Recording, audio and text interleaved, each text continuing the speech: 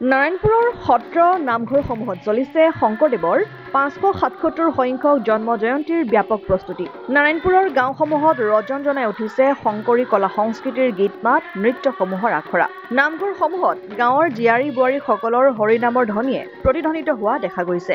আন কেইবাবছৰৰ দৰে এইবাৰো উত্তৰ পিছলা শ্ৰীমন্ত শংকৰদেৱ জন্মোৎসৱৰ উদ্যোগত ভোলাবৰী মাছ খেলত ২৮ ছেপ্টেম্বৰৰ পৰা ২ অক্টোবৰলৈকে ৫দিনীয়া কাৰ্যসূচীৰে গুৰুজনাৰ জন্মোৎসৱ ভাগি উদযাপন কৰিবলৈ প্ৰস্তুতি চলাইছে। এই উপলক্ষে শংকৰী গীত মাতৰ উপৰি কবিতা আবৃত্তি, বক্তৃতা প্ৰতিযোগিতা আৰু অংকীয়া ভাওনা প্ৰদৰ্শন কৰা হ'ব।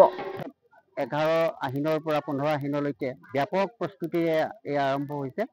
আমাৰ ভোলাবৰী মাছ খেলৰ আতিথ্যত এইবাৰ অনুষ্ঠিত হ'বলগীয়া যি জন্মোৎসৱ, এই জন্মোৎসৱত আমাৰ 20টা খেলৰ পুৰুষ মহিলা নিৰ্বিশেষে সকলোৱেই ইয়াত দেহে কেহে লাগিছে আৰু বিশেষকৈ মাজগাঁও খেলৰ আতিথ্য অতি প্ৰশংসনীয় হৈছে।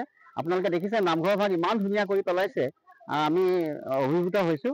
আৰু 20টা খেলৰ সকলো লোকে একত্ৰিত হৈ ইয়াত কোনো আমাৰ জাতি বৰ্ণ ধৰ্ম এনেকুৱা কথা নাই, আমি একত্ৰিত হৈ একেলগে গুৰুজনাৰ জন্ম জয়ন্তী উৎসৱ ভাগ উদযাপন কৰিবলৈ আগবাঢ়িছোঁ। আজি আমাৰ আৰ্টিসকলক দেখিছে, নামতি আছে ইয়াত, যিহেতু দিহানামৰ প্ৰস্তুতি আছে, আমাৰ সাহিত্য অন্য প্ৰতিযোগিতাবিলাকো আছে, কৃষ্টি আছে আৰু মূল যি আমাৰ সভা হ'ব ধৰ্মালোচনী সভা, সেই ধৰ্মালোচনী সভাত যিহেতু আপোনালোকে জানে মাধুৰ্য বৰা ডাঙৰীয়াক আমি নিমন্ত্ৰণ কৰিছোঁ।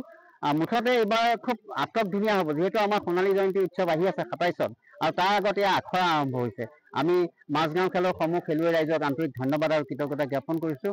আমি ভাবিছোঁ যে এয়া আমাৰ এক গুৰুজনাৰ বিশ্ব দৰবাৰ প্ৰতিষ্ঠা কৰাৰ এক অনন্য প্ৰস্তুতি আৰু যাত্ৰা। ধন্যবাদ। নাৰায়ণপুৰৰ পৰা ৰাজেন বৰুৱাৰ ৰিপৰ্ট, অসম আদিত্য।